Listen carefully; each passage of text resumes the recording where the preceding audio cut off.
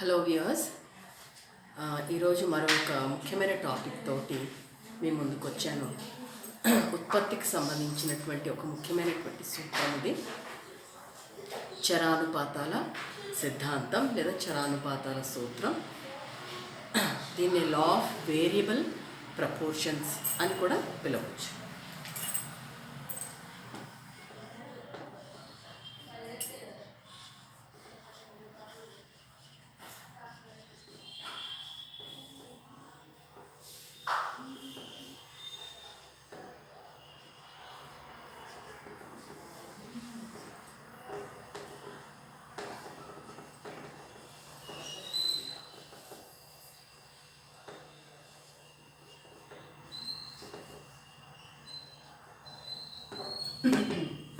Law of variable proportions లేదా చరానుపాతాల సూత్రం.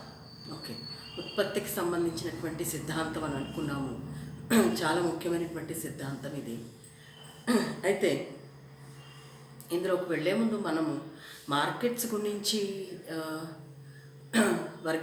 మార్కెట్ల వర్గీకరణ లేదా క్లాసిఫికేషన్ ఆఫ్ మార్కెట్స్ గురించి చెప్పుకుంటూ మార్కెట్లను కాలాన్ని బట్టి 3 రకాలుగా వర్గీకరిస్తారని మనం చెప్పుకున్నాం. కాలాన్ని బట్టి మార్కెట్లను అతి స్వల్పకాలం, దీర్ఘకాలం అని 3 కాలాల గురించి చెప్పుకున్నాం. అలాగే అతి దీర్ఘకాలం కూడా ఉంటుంది, కానీ సరే మార్కెట్ కాలాన్ని బట్టి మార్కెట్లను ఆ విధంగా వర్గీకరిస్తారని చెప్పుకుంటూ అతి స్వల్పకాలం, దీర్ఘకాలం గురించి చెప్పినప్పుడు ఈ సూత్రం అక్కడ కాస్త ప్రస్తావన తీసుకొచ్చండి. ఎందుకు అంటే చరానుపాతాల సిద్ధాంతం లేదా లా ఆఫ్ వేరియబుల్ ప్రపోర్షన్స్ స్వల్పకాలానికి సంబంధించినటువంటి సిద్ధాంతము. ఈ సిద్ధాంతము స్వల్పకాలానికి సంబంధించింది. స్వల్పకాలం అంటే ఏమిటి? స్వల్పకాలంలో కారకాలు ఏవైతే మనం చెప్పుకుంటామో 4 కారకాలు: భూమి, శ్రమ, మూలధనం, వ్యవస్థాపన. ఈ 4 కారకాలు 2 రకాలుగా వర్గీకరణ అయి ఉంటాయట. ఏంటి అంటే ఇది షార్ట్ పీరియడ్కి సంబంధించినటువంటి సూత్రము, స్వల్పకాలానికి సంబంధించింది. అలాగే స్వల్పకాలంలో కారకాలు ఏవైతే చెప్పుకుంటున్నామో కారకాలు లేదా ఫ్యాక్టర్స్ ఆఫ్ ప్రొడక్షన్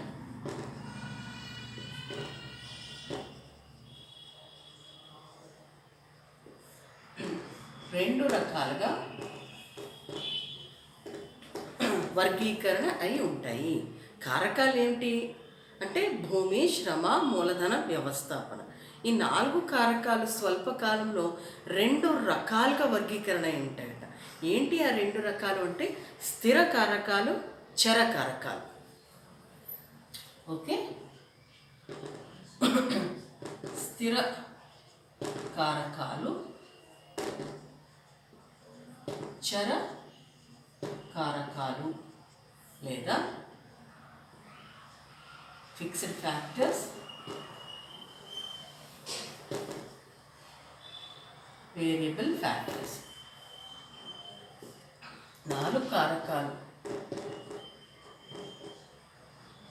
ఏవైతే land, labour, capital and organisation, ఈ 4 కూడా 2 రకాలుగా వర్గీకరణ అయి ఉంటాయి. అక్కడ ఆ పాయింట్ ఒకటి చెప్పుకున్నాం మనం, మార్కెట్ వర్గీకరణ. సో ఈ స్వల్పకాలానికి సంబంధించినటువంటి చరానుపాత సిద్ధాంతంలో కారకాలట 2 రకాలుగా వర్గీకరణ అయి ఉన్నాయి. ఏంట 2 రకాలు అంటే స్థిర కారకాలు, చర కారకాలు. Fixed factors of production and variable factors of production. అయితే అంటే ఆ ఉత్పత్తిదారుడి దగ్గర కొంత సమయం ఉంటుంది ఉత్పత్తి చేయడానికి. ఆ ఉత్పత్తి చేసేటటువంటి కొంత సమయంలో 4 కారకాలను ఆయన ఇష్టం వచ్చినట్టుగా తనకి కావలసినంతగా పెంచుకుని అవకాశము లేనటువంటి కాలం స్వల్పకాలం. ఓకే, షార్ట్ పీరియడ్ అన్నట్టు ఉత్పత్తి చేయడానికి ముందుకు వస్తున్నాడు, కానీ ఆ ఉత్పత్తి చేసేటటువంటి క్రమంలో 4 కారకాలు ఏవైతే ఉన్నాయో ఆ 4 కారకాలు ఉన్న వాటిని అట్లా ఉపయోగించుకోవటమే కానీ కొన్ని కారకాలను మార్చుకుందామంటే కేవలం కొన్ని మాత్రమే మార్చుకోగలుగుతున్నాడు, కానీ అన్ని కారకాలను ఆయన తన ఇష్టంగా మార్చుకునే అవకాశం లేనటువంటి కాలం స్వల్పకాలం. అన్ని కారకాలను మార్చుకుంటే అది దీర్ఘకాలం అవుతుంది. సో చరానుపాతాల సిద్ధాంతం అనేది స్వల్పకాలానికి సంబంధించినటువంటి సిద్ధాంతము. స్వల్పకాలంలో ఉత్పత్తి ప్రక్రియ ఖచ్చితంగా జరుగుతుంది, ఉత్పత్తి జరుగుతూనే ఉంది. అయితే కారకాలు మాత్రం 2 రకాలుగా వర్గీకరణ అయి ఉంటాయి, స్థిర కారకాలు, చర కారకాలు. ఇక్కడ ఈ యొక్క సిద్ధాంతాన్ని మార్షల్ బాగా వివరించారు. మార్షల్ వివరిస్తూ నిర్వచనం కూడా చెప్పారు. అయితే మార్షల్తో పాటు మాల్థస్ మరియు రికార్డో అలాగే కొంతమంది సాంప్రదాయ ఆర్థికవేత్తలు కూడా వాళ్ళ సిద్ధాంతాలు చెప్పుకుంటున్నప్పుడు ఈ యొక్క సిద్ధాంతం గురించి కూడా అక్కడ ప్రస్తావించారు. ఎలా అంటే రికార్డో పాఠక సిద్ధాంతం చెప్తూ స్వల్పకాలంలో చరానుపాతాల సిద్ధాంతం గురించి ప్రస్తావించారు. అంటే మార్షల్ చెప్పినటువంటి చరానుపాతాల సిద్ధాంతం కరెక్టే, ఓకే, ఒప్పుకుంటున్నాను అనే ఒక మాట రికార్డో బాటక సిద్ధాంతం గురించి చెప్పినప్పుడు కూడా ఈ సిద్ధాంతం ప్రస్తావన తీసుకొచ్చారు. దాంతోపాటు మాల్థస్ జనాభా సిద్ధాంతం చెప్పుకుంటూ కూడా ప్రత్యేకంగా జనాభా గురించి మాల్థస్ గుర్తు చేసుకోవాల్సింది. సో మాల్థస్ జనాభా సిద్ధాంతం ఇస్తూ ఆయన ఏమంటున్నారంటే స్వల్పకాలంలో మార్షల్ ఇచ్చినటువంటి చరానుపాతాల సిద్ధాంతంని అక్కడ ఆయన ప్రత్యేకంగా చెప్పటం జరిగింది. సో ఈ సిద్ధాంతం మార్షల్ బాగా వివరించినా కూడా కొంతమంది సాంప్రదాయ ఆర్థికవేత్తలు ఈ సిద్ధాంతంతో వాళ్ళ యొక్క ప్రత్యేకమైనటువంటి సిద్ధాంతాలు కూడా ముడిపడి ఉన్నాయని చెప్పుకోవచ్చు మనం. సో మార్షల్ స్వల్పకాలానికి సంబంధించి చరానుపాతాల సిద్ధాంతం గురించి ఏం చెప్తున్నారు అంటే మార్షల్ ఏమంటాడు అంటే స్వల్పకాలంలో ఉత్పత్తి అనేది జరుగుతుంది, కానీ కారకాలు 2 రకాలుగా వర్గీకరణ అయ్యాయి. కొన్ని స్థిర కారకాలు, కొన్ని కారకాలు స్థిరంగా ఉంటే కొన్ని కారకాలను మార్చుకుంటూ ఉత్పత్తి చేసేటటువంటి సమయంలో ఉత్పత్తి కొంతవరకు పెరిగి తర్వాత ఉత్పత్తి ఖచ్చితంగా తగ్గిపోతుంది అని ఆయన చెప్తున్నాడట. ఎందువల్ల మరి ఆ విధంగా కొంతవరకు పెరిగి తర్వాత తగ్గిపోతుంది అని చెప్పేటటువంటి దాంట్లో ఆయన ప్రత్యేకంగా ఈ సిద్ధాంతానికి సంబంధించి ఒక పట్టిక ఇవ్వటం అలాగే పఠన రూపంలో చెప్పడం కూడా జరిగింది. అయితే ఇక్కడ కొన్ని ముఖ్యమైనటువంటి విషయాలు చెప్పుకోవాలి మనం. ఏంటి అంటే చరానుపాతాల సిద్ధాంతం స్వల్పకాలానికి సంబంధించిందే కాకుండా మార్షల్ కేవలం వ్యవసాయాన్ని మాత్రమే దృష్టిలో పెట్టుకొని వివరించారు. ఓకే, అంటే వ్యవసాయంలో జరుగుతున్నటువంటి ప్రక్రియని ఆయన ప్రత్యేకంగా ఉదాహరణ చెప్తూ వివరించారు. అంటే మిగతా సంస్థలు, పరిశ్రమలు వాటి గురించి ఆయన ఏమాత్రం ప్రస్తావించకుండా చరానుపాతాల సిద్ధాంతం స్వల్పకాలానికి సంబంధించింది అంటూ వ్యవసాయ రంగానికే ఆయన ప్రత్యేకమైనటువంటి ప్రాధాన్యత ఇస్తూ ఈ సిద్ధాంతాన్ని ఇవ్వటం జరిగింది. ఇస్తూ ఆయన ఏమంటున్నారు అంటే స్వల్పకాలంలో కొన్ని కారకాలు స్థిరంగా ఉంటూ సాంకేతిక స్థాయి స్థిరంగా పెడుతూ, ఓకే, కారకాలలో కొన్ని కారకాలను స్థిరంగా ఉంచి కేవలం ఒక కారకాన్ని, దాన్ని కూడా ప్రత్యేకంగా శ్రమను మాత్రం చెప్తూ ఆయన శ్రమను మాత్రమే, అంటే 4 కారకాల్లో భూమి స్థిరంగా ఉంటుంది, అలాగే మూలధనం సాంకేతిక స్థాయి స్థిరంగా ఉంటూ కేవలం ఒక శ్రమని మాత్రమే పెంచుకుంటూ వెళుతున్నప్పుడు ఉత్పత్తి కొంతవరకు పెరిగి తర్వాత ఖచ్చితంగా ఉత్పత్తి అనేది తగ్గిపోతుందని అంటున్నారు. అందుకని ఉత్పత్తి కొంతవరకు పెరిగి తర్వాత తగ్గుతుంది కాబట్టి ఈ సిద్ధాంతానికి మరొకమైన ముఖ్యమైనటువంటి పేరు కూడా ఇచ్చారు. దాన్ని ఏమంటున్నారంటే లా ఆఫ్ డిమినిషింగ్ రిటర్న్స్ లేదా క్షీణ ప్రతిఫలన సూత్రం అని కూడా పిలవటం జరిగింది. సో ఇక్కడ కేవలం వ్యవసాయ రంగానికి మాత్రమే చరానుపాతాల సిద్ధాంతాన్ని ఆపాదించి వివరించడం జరిగింది. ఆ వివరించేటటువంటి క్రమంలో ఒక ఉదాహరణ ద్వారా మనం చెప్పుకుందాం. ఏంటి అంటే ఒక రైతుకి కొంత భూమి ఉన్నది, ఓకే, ఆ కొంత భూమిలో ఉత్పత్తి ఏ విధంగా చేస్తున్నాడో మనము ఒక ఉదాహరణ ద్వారా చెప్పుకుందాం. 4 ఫ్యాక్టర్స్ ఏవైతే మనం చెప్పుకున్నామో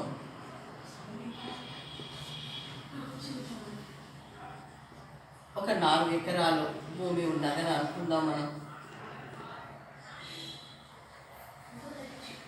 లేబర్ శ్రమ అనేది ఏ విధంగా మారుతుందో పెరుగుతుందో చూద్దాం. అలాగే క్యాపిటల్ లేదా మూలధనం, దీన్ని కూడా స్థిరం లేదా ఫిక్స్డ్ అని పెట్టుకున్నాడని చెప్పుకుందాం. 4 acres ఇది ఫిక్స్డ్. ఇది కూడా ఆయన దగ్గర ఒక ట్రాక్టర్ ఉన్నది, ఇంకా సమ్ అదర్ ఐటమ్స్.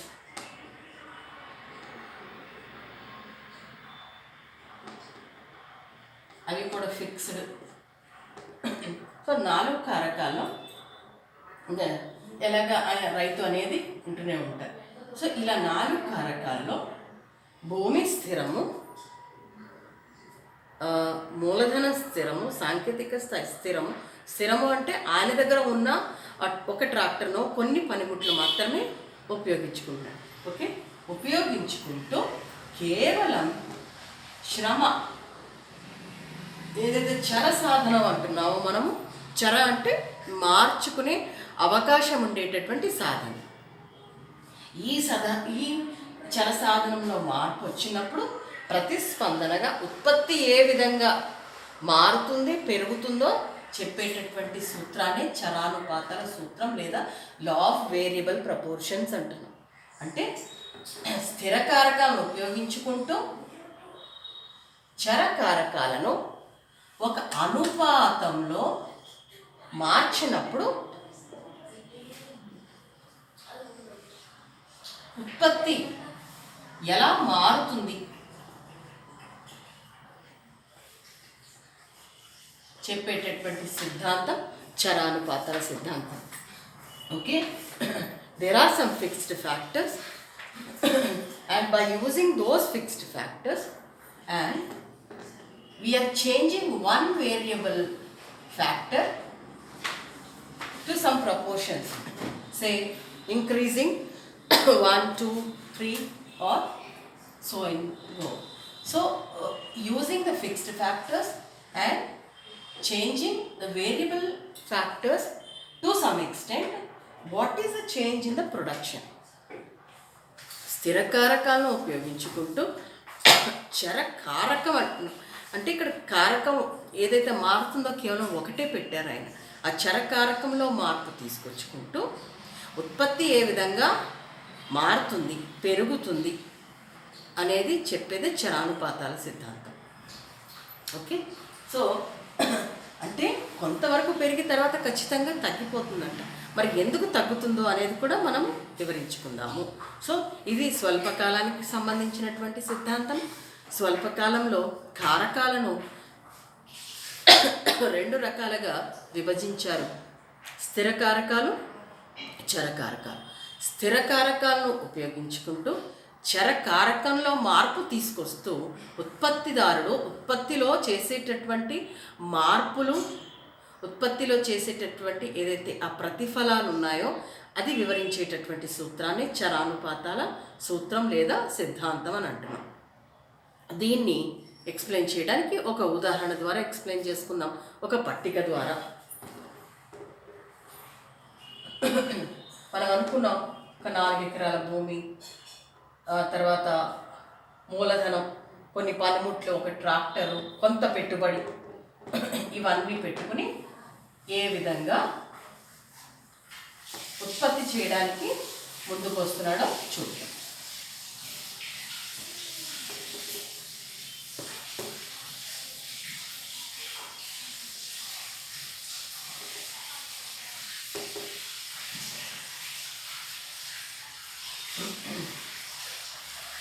ఓకే, ముందు ఇక్కడ చర సాధనం తీసుకుందాం.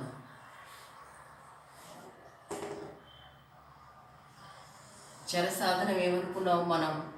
శ్రమ. ఓకే, చర సాధనం. నెక్స్ట్ టోటల్ ప్రొడక్షన్, మొత్తం ఉత్పత్తి.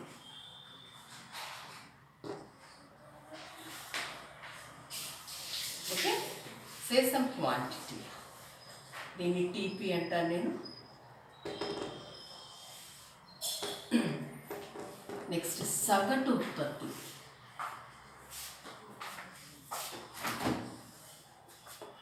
యావరేజ్ ప్రొడక్షన్, ఇది కూడా క్వాంటిటీస్. నెక్స్ట్ ఉపాంత ఉత్పత్తి.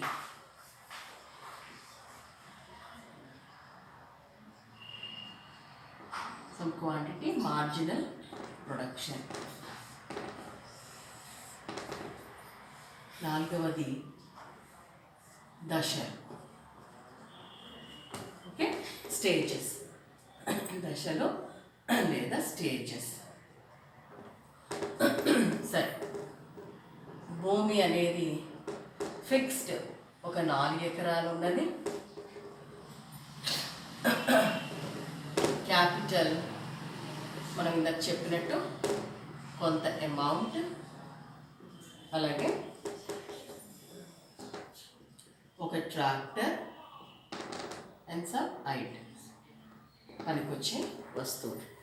ఈ విధంగా ఉత్పత్తిదారుడి దగ్గర, ఒక రైతు దగ్గర ఉన్నాయి. భూమి 4 ఎకరాలు, తర్వాత ఒక ట్రాక్టర్, కొంత నగదు, కొన్ని పనిముట్లు ఉన్నాయి. సో ఉత్పత్తి చేయటానికి ఆయన సిద్ధపడుతున్నారు. పత్తో లేకపోతే వరో ఏదో వేద్దామని అనుకుంటున్నాడు. అయితే గిట్టుబాటు ధర బాగా ఉన్నది పత్తికి, పత్తి బాగా వేద్దాము, టైం వచ్చింది కదా విత్తనాలు వేసే టైము అని సిద్ధపడుతున్నటువంటి సమయంలో ఆయనకున్న 4 ఎకరాల మీద ఎంత పంట పండించినా కూడా ఆయనకు ఆశించినట్టుగా లాభాలు రావట్లేదు. కాబట్టి కొంత భూమిని కొందాము అని అనుకుంది. సో అక్కడ ఇక్కడ ఊర్లో ఉండేటటువంటి వాళ్ళని అడిగాడు, ఎవరైనా భూమిని అమ్మడానికి సిద్ధపడుతున్నారేమో అని. ఓకే, కొంతమంది అమ్ముతామంటున్నారు, కొంతమంది ఇప్పుడే అమ్మమంటున్నారు, కొంతమంది అమ్ముతాం కానీ ఇప్పుడప్పుడే కాదంటున్నారు. సో ఇట్లా ఆయన వాళ్ళతోటి సంప్రదింపులు చేసి భూమి కొందాము అని నగదంతా కూడా రెడీగా చేసుకునే టైంకి విత్తనాలు వేసే టైం వచ్చేస్తూనే ఉన్నది. అలాగే ఎవరు కూడా భూమిని అమ్మట్లేదు.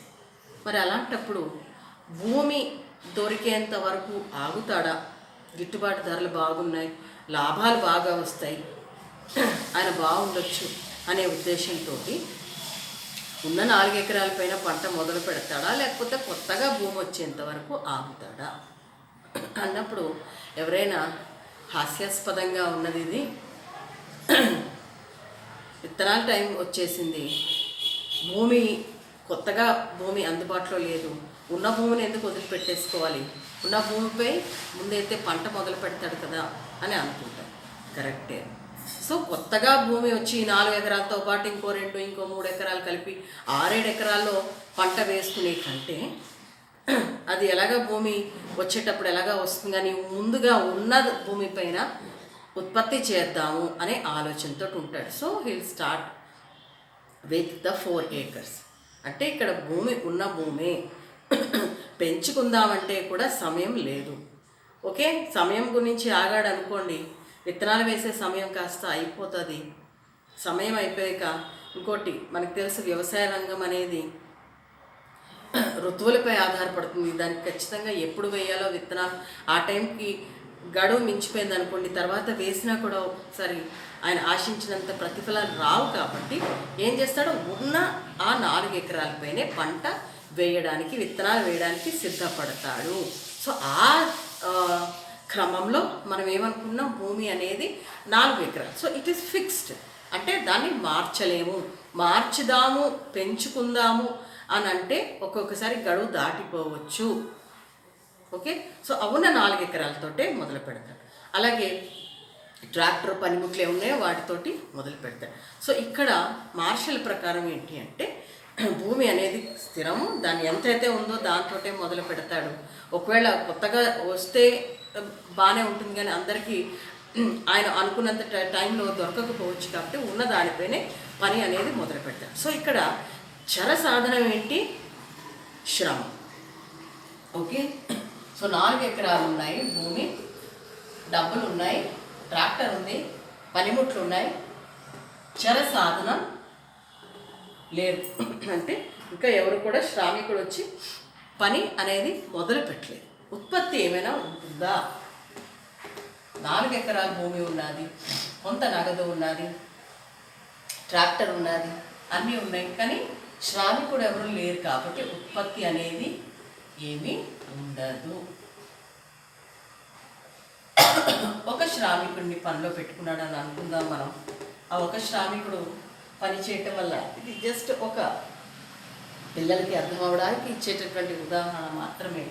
Okay, so say some 5 quantity, 5 బస్తాలు ఎంతో ఉత్పత్తి అయ్యింది అని అనుకుందాం. ఒక శ్రామికుడి వల్ల మొత్తం ఉత్పత్తి ఎంత అయింది? 5 bags. సగటు ఉత్పత్తి ఎంత? సగటు ఉత్పత్తికి సూత్రం ఏంటి? AP is equal to TP/Q. ఎప్పుడు కూడా సగటు యావరేజ్ తెలుసుకోవాలి అంటే, whether it is utility, productivity, revenue, okay, cost, ఏదైనా సరే యావరేజ్ కావాలి అంటే ఖచ్చితంగా మొత్తం తెలియాలి. అంటే మొత్తం ప్రయోజనము, మొత్తం రాబడి, మొత్తం ఖర్చు. సో ఇక్కడ కూడా యావరేజ్, ప్రొడక్టివిటీ, సగటు ఉత్పత్తి తెలియాలి అంటే మొత్తం ఉత్పత్తి బై చర సాధన, క్వాంటిటీ. ఓకే, సో ఈ సూత్రం అనేది ఖచ్చితంగా గుర్తుపెట్టుకోండి. సో ఇక్కడ సగటు ఉత్పత్తి ఎంత, మొత్తం ఉత్పత్తి ఎంత? 5 బై ఎంతమంది శ్రామికుల వల్ల 5 వచ్చింది? 1. సో ఏపీ ఎంత? 5. Next, what is MP? Marginal production is equal to delta TP by delta queue.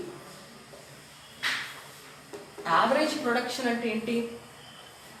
అదనంగా ఎంత ఉత్పత్తి అయింది.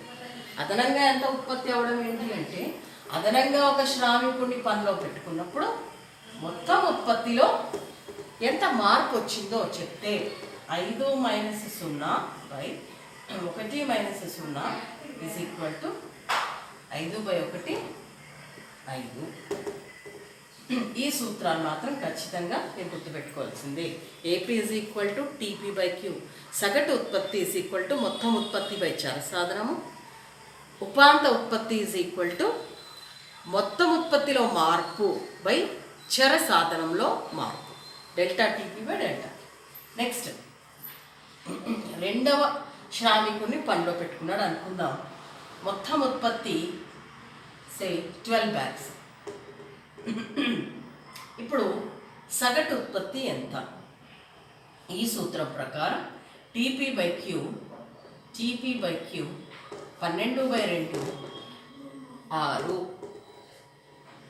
What is marginal production? అదనంగా ఒక శ్రామికుడిని పనిలో పెట్టుకున్నప్పుడు అదనంగా ఎంత ఉత్పత్తి జరిగింది. రెండవ శ్రామికుడిని పనిలో పెట్టుకోవటం వల్ల what is the change in the total production? ఎంత అదనంగా ఉత్పత్తి అయింది అంటే 12 - 5 బై 2 - 1 అంటే 7/1 7. మూడో శ్రామికుడిని పనిలో పెట్టుకున్నాడు అనుకున్నాం. సే 18 18/3 6. అదనంగా మూడవ శ్రామికుడిని పనిలో పెట్టుకోవటం వల్ల అదనంగా ఎంత పెరుగుదల వచ్చింది? పెరిగిందా లేదా? పెరిగింది, ప్లస్ అయింది. 12 నుంచి 18 అయింది. అదనంగా ఒక 5 రావడం వల్ల ఎంత ప్లస్ అయింది, ఎంత పెరిగింది? 6 bags అదనంగా ఉత్పత్తి అయింది. ఉత్పత్తి చేస్తాడా చేయడా ఉత్పత్తిదారు? ఖచ్చితంగా చేస్తాడు, ఎందుకంటే మొత్తం ఉత్పత్తిలో ఆయనకి పెరుగుదల కనిపిస్తున్నది కాబట్టి. 4వ శ్రామికుడిని పనిలో పెట్టుకుంటే సే 20 bags, 20/4 5. అదనంగా 4వ శ్రామికుల్ని పనిలో పెట్టుకోవడం వల్ల అదనంగా ఎంత పెరిగింది? 2 పెరిగింది. 5వ శ్రామికుడిని పనిలో పెట్టుకుంటే సే 20 bags, 20/5 4. అదనంగా 5వ శ్రామికుడిని పనిలో పెట్టుకోవడం వల్ల పెరుగుదల ఏమీ లేదు, 0.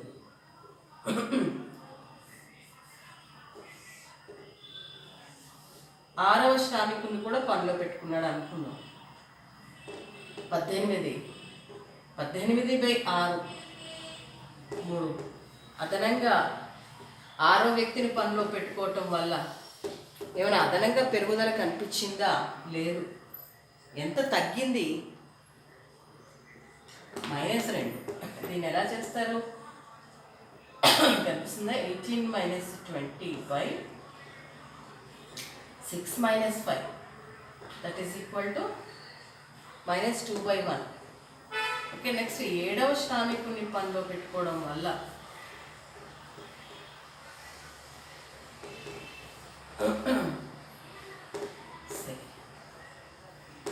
14/7 2.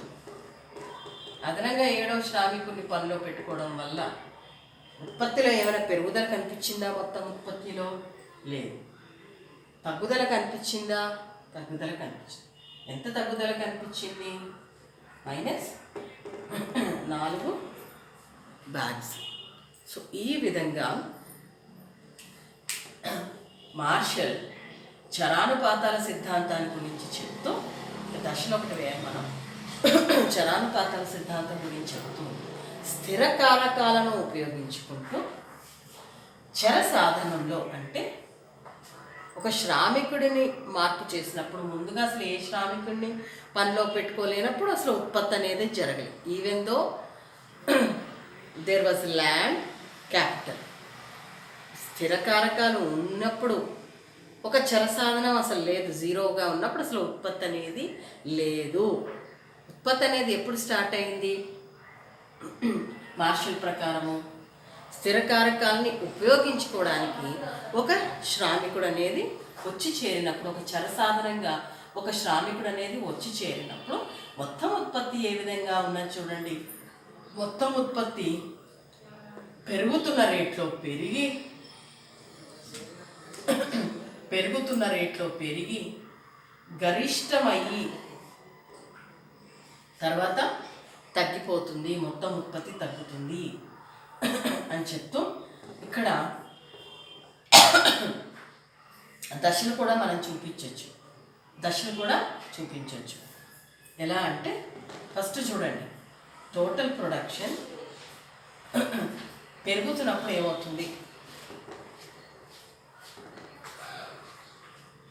అది కూడా ఎలా ఇంక్రీజ్ అవుతుంది?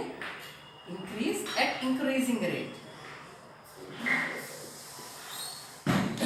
టోటల్ ప్రొడక్షన్ 5 నుంచి 12 అంటే ఇక్కడ 7.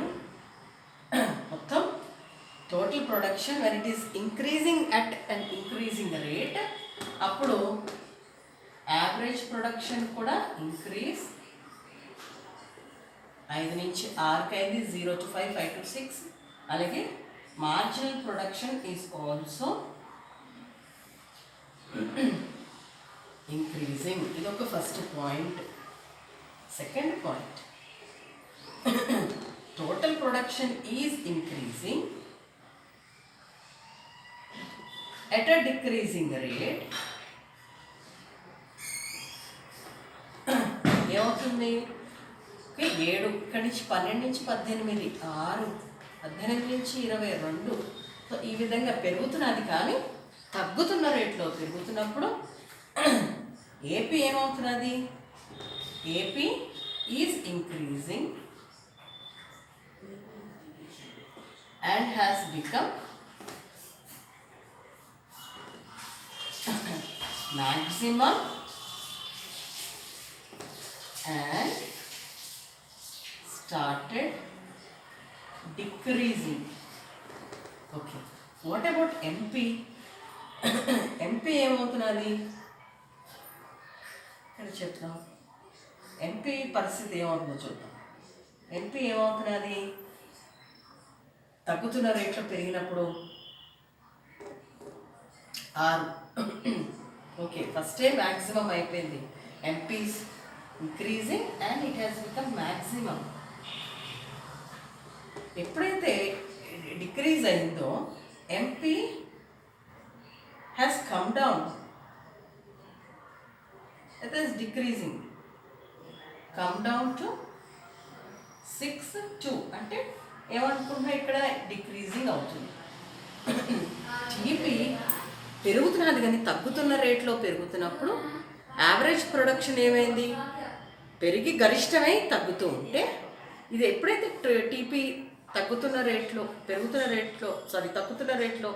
పెరుగుతుందో ఎడిషనల్ ప్రొడక్షన్, మార్జినల్ ప్రొడక్షన్ ఏమవుతుంది, ఇట్ స్టార్ట్స్ డిక్రీజింగ్ అనమాట, తగ్గుతున్నది. ఇంకా మూడోది చూడండి, ఇక్కడ రాస్తాను ఏంటి అంటే when TP is maximum, total production 5వ శ్రామికుడి దగ్గర మ్యాక్సిమం అయినప్పుడు మార్జినల్ ప్రొడక్షన్ ఈజ్ 0. ఏపీ ఏమవుతుంది, ఏపీ it is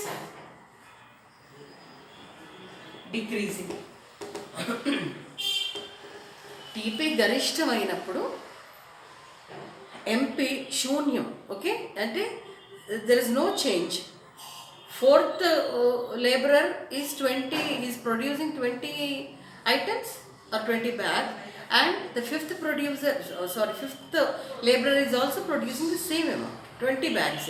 సో అదనంగా ఒక వ్యక్తిని పనిలో పెట్టుకున్నప్పుడు అక్కడ అదనపు ఉత్పత్తి అనేది ఏమీ లేదు కాబట్టి 0. నెక్స్ట్ ఇంకొక పాయింట్ చెప్పుకుందాం మనం. టీపీ ఈజ్ డిక్లైనింగ్, 20 నుంచి 18, 18 నుంచి 14 తగ్గిపోతున్నప్పుడు ఏపీ తగ్గుతూనే ఉన్నది, 4 నుంచి 3, 3 నుంచి 2. ఎంపీ ఏమవుతుంది, మైనస్ గ్రోత్. ఓకే, అంటే నెగిటివ్ అయిపోయింది. మైనస్ గ్రోత్ అంటే ఏంటి, దాని అర్థం 0 to -2, -4. అంటే ఇంకా 6వ శ్రామికుడు 7వ శ్రామికుడు అనేది అనవసరము అనే ఉద్దేశంలో చెప్పారు. ఒకవేళ 20 కాకుండా ఇంకా ఎక్కువ ఉత్పత్తి జరగాలి, 6వ శ్రామికుడు 7వ శ్రామికుడిని పెట్టుకున్నా కూడా 20 కాదు, 24, 25 ఇట్లా ఎక్కువ ఉత్పత్తి జరగాలి అంటే మాత్రం ఖచ్చితంగా భూమి పెరగాలి, సాంకేతిక స్థాయి పెరగాలి.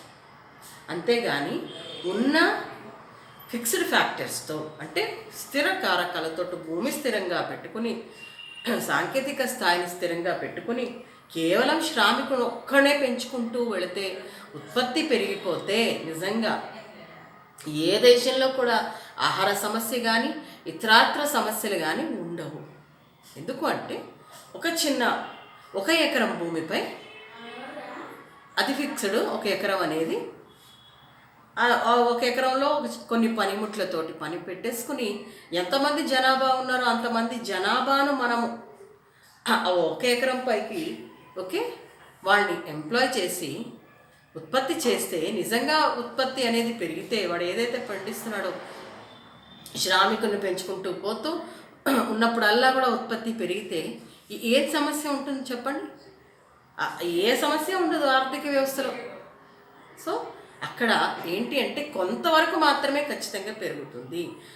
When the factors are fixed and only one variable factor is there, or say only the laborer is changing, land is fixed, capital or technology is fixed, and if there is change in only one variable factor, the labor, then there will be increase to some extent only. Later on, even though you go on increasing the laborers, drastically the production will come down. So what to do? ఖచ్చితంగా తగ్గిపోతుందండి, దాంట్లో ఏ డౌటే లేదు. ఇంకా మరి ఉత్పత్తి ఇందాక చెప్పినట్టు ఉత్పత్తి పెరగాలి అంటే ఆ 1 ఎకరం కాదు, అప్పుడు 10 ఎకరాలు 100 ఎకరాలు అంటే you have to see that there is increase in land, there is increase in technology, level of technology, and you go on increasing the labour, ప్రొడక్షన్ పెరుగుతుంది. అంతేగాని కొన్ని కారకాలు స్థిరంగా పెట్టుకుని కొన్ని కారకాలు మార్చుకుంటూ వెళుతున్నప్పుడు మాత్రం ఖచ్చితంగా ఒక దశకు వచ్చేసరికి ఉత్పత్తి పెరిగి తర్వాత ఖచ్చితంగా ఉత్పత్తి అనేది తగ్గుతుంది. కాబట్టే the theory is also called as law of diminishing returns or ఇంకొక పేరేంటి క్షీణ ప్రతిఫల సూత్రం, క్షీణ ప్రతిఫల సిద్ధాంతం. ప్రతిఫలం ఏమవుతుంది? క్షీణిస్తుంది. కొంతవరకు పెరుగుతున్న రేట్లో పెరుగుతుంది, తగ్గుతున్న రేట్లో పెరుగుతుంది, గరిష్టం అవుతుంది. తర్వాత లేదు మేము ఇంతే భూమి ఉంచుతాము, అంతే సాంకేతిక స్థాయి ఉంటుంది, ఇంకా శ్రామికులు పెంచుకుంటూ వెళతామంటే మాత్రం ఖచ్చితంగా ఉత్పత్తి అనేది తగ్గుతుంది, తగ్గుముఖం పడుతూనే ఉంటుంది. సో మార్జినల్ ప్రొడక్షన్ ఏమవుతుంది? ఇట్ గోస్ టు నెగిటివ్, మైనస్లోకి వెళ్ళిపోతుంది అన్నమాట. సో ఇక్కడ తోటి ఆపేసేటటువంటి పరిస్థితి. మన దశలు తీసుకుంటే ఓకే, ఇది తీసేద్దాం. దిస్ ఇస్ థర్డ్ స్టేజ్, మూడవ దశ. ఇక్కడ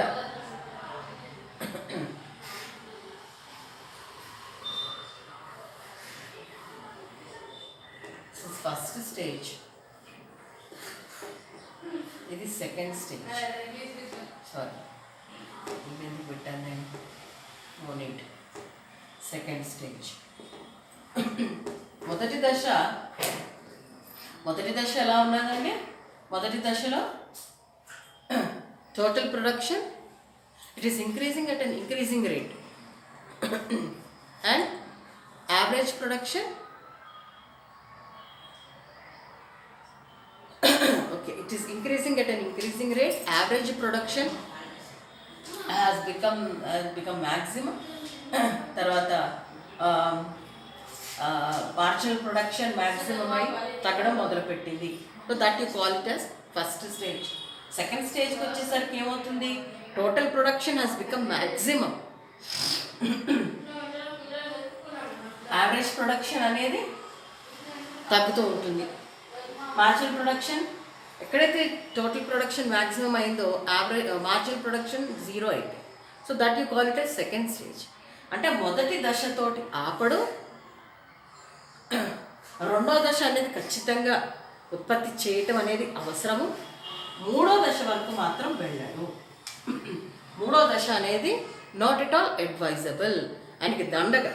ఎందుకు అంటే 6వ శ్రామికుని పెట్టుకుని 7వ శ్రామికుని పనిలో పెట్టుకుని మొత్తం ఉత్పత్తి తగ్గిపోతూ ఆయన నష్టంలో ఉన్నట్టు. సో థర్డ్ స్టేజ్ అనేది నాట్ అడ్వైజబుల్.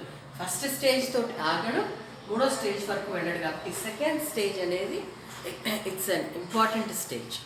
సో ఈ విధంగా చరానుపాతాల సిద్ధాంతం ఎగ్జామినేషన్ పాయింట్ ఆఫ్ వ్యూ చాలా చాలా ఇంపార్టెంట్. ఇది స్వల్పకాలానికి సంబంధించింది. స్వల్పకాలంలో కారకాలు 2 రకాలుగా ఉంటాయి, స్థిర కారకాలు, చర కారకాలు అంటూ. Marshall he has confined this theory to only agricultural sector. Agricultural సెక్టర్కి మాత్రమే పరిమితం చేస్తూ సిద్ధాంతాన్ని చాలా చక్కగా చెప్పాడు. ఇప్పటికీ కూడా అది కరెక్టే. సేమ్ అదే టెక్నాలజీ, అంతే భూమి, ఎంతమందినైనా పనిలో పెట్టుకుంటే మాత్రం ఉత్పత్తి అనేది పెరగదు. Even though we take it into a practical account, తీసుకున్నా కూడా పనిచేయి. And one more beautiful thing is that Ricardo బాటక సిద్ధాంతం గురించి చెప్పుకుంటూ కూడా చరానుపాతాల సిద్ధాంతాన్ని ప్రస్తావించాడు. అలాగే మాల్తస్ ప్రత్యేకంగా జనాభా సిద్ధాంతం గురించి చెప్పుకుంటూ కూడా ఈ మార్షల్ ఇచ్చినటువంటి చరానుపాతాల సిద్ధాంతాన్ని చెప్పారు. అనేక మంది సాంప్రదాయ ఆర్థికవేత్తలు ఈ సిద్ధాంతం గురించి చెప్తూ మార్షల్ దీన్ని బాగా వివరించారు. కాబట్టి ఈ సిద్ధాంతం పట్టిక వరకు చెప్పారు. నెక్స్ట్ క్లాస్లో ఈ సిద్ధాంతం యొక్క పటం ఎలా ఉంటుందో చెప్పుకుందాం. Thank you.